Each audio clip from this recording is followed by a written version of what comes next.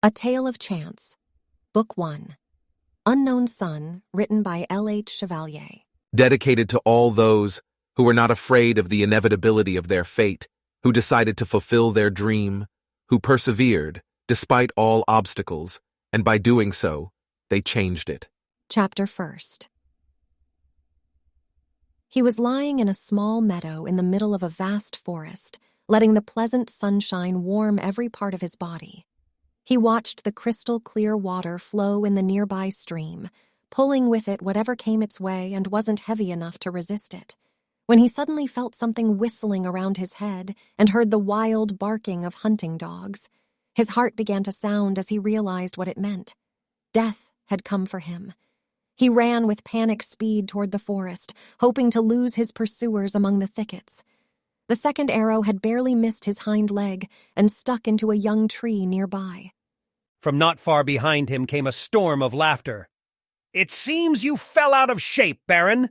Wouldn't you rather we show you how it's done?" mocked him one of the two men crouching behind a fallen tree, out of fear that the third man holding a large hunting crossbow would hit them, whether by mistake or intention. All three men wore light blue tunics and dark green trousers. However, only one of them was armed with a crossbow. "Shape?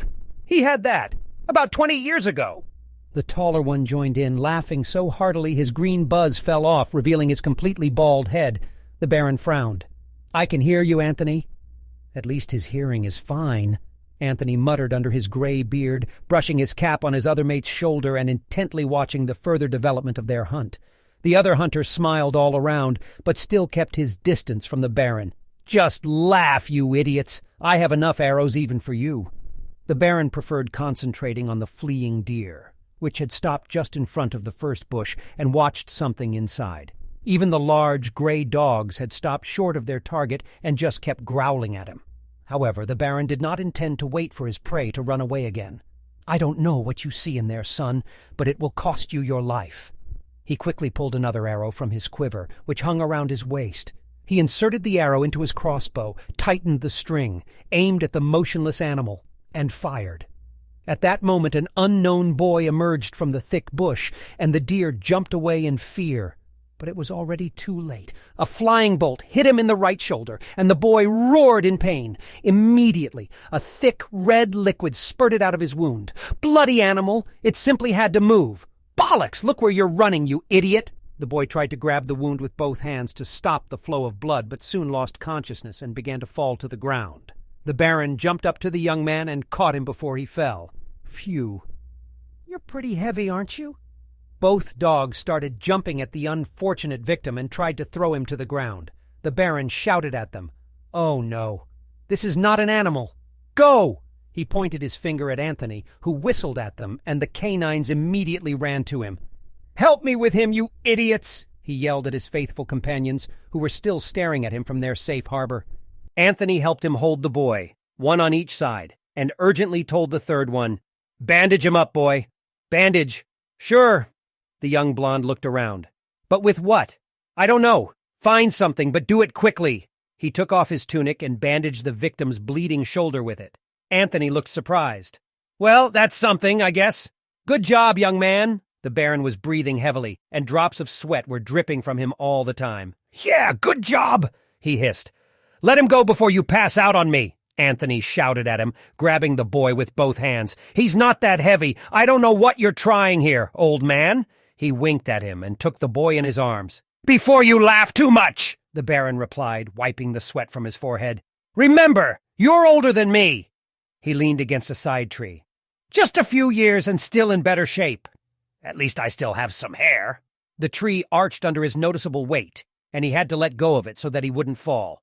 "You don't have all that much anymore either, don't you think?" "Gentlemen," the youngest of them spoke. "What?" they both shouted at him simultaneously. "The boy needs a doctor!" They both looked at the wounded boy in Anthony's arms. "Yeah, that's probably true. Know-it-all." Okay, he thought for a moment before uttering orders. "You'll ride with him in front of you, and don't you dare drop him," he said to the young man, waving his finger in front of his eyes, then turned to Anthony. "And you, our strong man, will carry him over to the horses." And you're going to do what in the meantime? Anthony wanted to know. The Baron frowned. Come on, the boy's dying here. Anthony sighed and went with his companions to the horses they had tied to the trees at the beginning of the forest. The dogs followed him nicely but kept a close eye on his catch, yet they never jumped on him. The Baron sighed. I am nicer to them than you are, but they still obey you more. You are too nice to them. They are dogs, not your kids, Anthony said, then turned to the blonde. What's your name anyway, boy? That would interest me too. He looked at Anthony in confusion. Ivan, sir? You accepted me yourself. He stopped and pumped up his chest. Well, yeah, but I accept every brag on the go, the panting Baron scolded him. At the same time, he slipped on an uneven path. I'm fine, that was on purpose. How else? Anthony glared at him. I've been waiting for you, but as you wish. He continued walking through the woods. I can't remember everyone. Plus, you young ones all look the same. Exactly, agreed the Baron. Ivan smiled slyly, but said nothing. After a while, they reached the horses. Ivan untied them, jumped into the saddle, and Anthony handed him the boy. The anxious Baron studied the boy. I didn't even notice he was covered in blood before, but so much blood can't be from just one small wound, can it? No, sir, most of the blood is dried up, Ivan reassured him. He must have been like this before. If you didn't kill him, we'll ask him why, suggested Anthony with a smile. Then they set off with the unfortunate victim. What a great idea! The Baron, with slight difficulty, climbed his horse and followed his companions. If those idiots hadn't provoked me, this would have never happened. It's all their fault. Fortunately, the castle wasn't too far. In fact, they saw its high white walls, a narrow stone balcony at the back, and a lower, light ochre wall that surrounded it from the outside, even as they mounted. They came to the castle from behind through a smaller gate, which the Baron added to the wall later so that he wouldn't have to go around the whole estate whenever he went hunting, which was, at the time, often.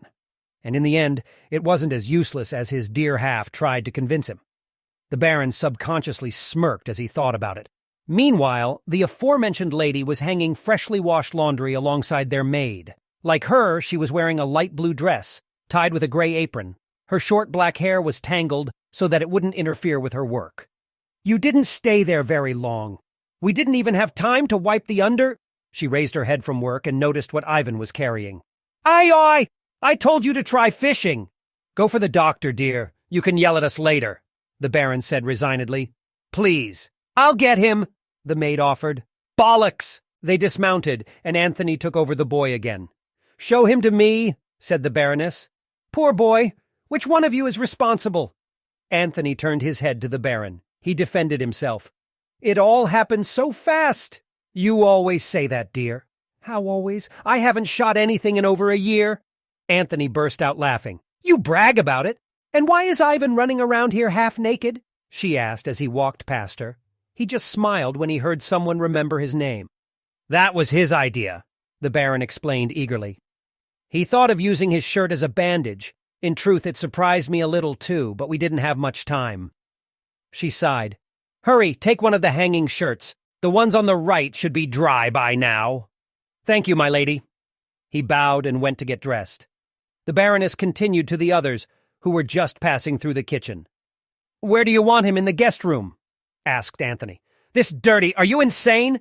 Just put him on the table in here, the Baron told him as they entered the spacious dining room and removed the candles from a long wooden table. The lady agrees? What? Yes, sure, agreed the surprised Baroness, who was still standing in the doorway, watching what was happening outside. Here he goes. He placed the boy carefully on the table. The doctor came running, dressed in a pure white shirt and black pants, with a brown briefcase in his hand, and the maid on his heels. He was a stocky, middle-aged man, his gray hair cut to a hedgehog, and always, and everywhere, he came clean-shaven. So what did you bring me today? He untied the boy's makeshift bandage. Oh, boy. I will need a couple fresh bandages, some clean water, and a bottle of booze. You read my mind? But you probably shouldn't, Doc, the Baron joked. The doctor ignored him. And I need one of you to stay here as an assistant. The others, please, leave. The Baron just waved. You stay here, Anthony. I'm going for the bottle. And you, dear. However, his wife was no longer in the room. and neither was the maid. I'd say she's thought the same, Anthony chirped. I hate when she does that. With his head bowed, he left for the booze. The doctor smiled slightly. Well, Doc, I never thought you had it in you, Anthony said. You smiled. The doctor checked the boy's wounds and said nothing. Don't worry, Doc, your secret is safe with me. He slapped him across the back. As soon as he finished, their young companion brought a small bucket. The Baroness told me to bring you water. Ha! Ivan! Anthony snapped at him. He was so frightened that he almost dropped the bucket. You're going to help the doc here. Just stay here, okay? Ivan preferred not to object. Sure. Here you go, you drunk, the Baron said, handing the alcohol to the doctor. Then he went out into the hall with his friend. Did you put aside a little at least? Asked Anthony with a severe face. What do you think? The Baron theatrically pointed to 3 small but full glasses, smiling at them from a plain wooden chair, which he left around the corner, just out of the doctor's sight. He patted him on the shoulder. Good job. They heard the Baroness in the dining room say, I have the clean bandages here, Doctor. Then she followed them to the hall and closed the door behind her. I don't like that shrimp. He has no sense of humor, the Baron complained. Heh! I don't think he likes you very much either, Anthony said. Why don't we just replace him? We could do that, but you'll find a new one yourself. So that's why... Calm down, you smarties. As a doctor, he's good, and that's all that matters. The Baroness jumped into their discussion. But he's still weird, the Baron insisted. I don't deny that, his wife admitted. Finally, something we all agree on. Anthony joined in. We have to drink to that. The Baroness saw the shots and clapped her hands. Ah, great idea. A drink to health. Her husband handed her one of the glasses, and they tapped together. Cheers. They turned the glasses upside down. Anthony shuddered as if he had a cold. Health of the boy, you mean? Hiccup, of course, the Baron agreed with an unpleasant grin. Only to the Baroness, the alcohol apparently did nothing. Why do you drink it if you don't like it?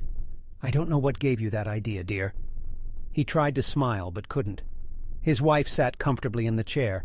Now, you can tell me what happened. The Baron watched in surprise as his dear half occupied the chair he had brought for himself. In the end, he just passed it in silence. So, he began, in the morning I looked out the window. The Baroness placed her hand on his shoulder. In the woods, dear, in the woods. Do you want to know what happened or not? Yes, but... Then don't interrupt me, darling, he snapped, turning to his friend beside him. You stop smiling like a baby and bring me a chair. One little shot and he's already giving orders, Anthony muttered to himself as he was leaving. As I was saying, I looked out the window. In the morning. The Baron started telling his story. The doctor opened the door. I'm done here, but I need to talk to you. Even though I really don't want to. He went out into the hallway and closed the door behind him. Would you like one since you're done? The Baron offered him an entire bottle, which they had to bring while the doctor was working. It was empty. I haven't been here that long, have I? He looked back at the window behind him. The sun was still shining. He gave him an offended look and continued, The boy is... Shot? Shouted Anthony and started laughing, a little louder than appropriate, given the sleeping boy in the next room. Did they drink the whole bottle? Surprisingly, he's fine. The Baron scratched his head. Did you treat the right person? He has a hole in his chest. Shoulder, and he doesn't anymore. Sure, you did that. Anthony was trying to remember what he meant. He stitched him up, the Baron reminded him. Exactly. That's why we called you, you see. The Baron rolled his eyes. Go to bed! You're drunk as a ferret and you're babbling nonsense. He waited for Anthony to leave. His wife won't be happy. So how about the boy? Why didn't the Baroness watch over them? I pulled an arrow from his body, but when I turned around, his wound healed. No! The Baron opened his mouth in surprise and sent the sweet smell of alcohol the doctor's way. Where is she anyway? Or at least the muscle tissue. The skin didn't heal, so I had to stitch that. The Baron scratched his chin. So, in the end, Anthony was right. Maybe I should change jobs. Where's your wife, anyway? She dropped out first. Between us, he whispered, leaning in. Women can't stand their drinks. Ha! So much for the wisdom of the elders. In any case, he has scars in various places on his body, but from none of them would be so much blood as on his clothes. He got out of his chair. I'll come back to check on him in a few hours. In the meantime, let him sleep. I recommend the same to you. You certainly wouldn't want to scare him. The Baron was confused. Me? Why? But the doctor was already gone. Idiot. He just sat there waiting and waiting. Well, maybe he was right, he whispered to himself and went to the bedroom, but he was leaning against the wall all the way. The doctor watched him through the crack between the doors and shook his head as he was leaving. And I'm the idiot here. What a jerk.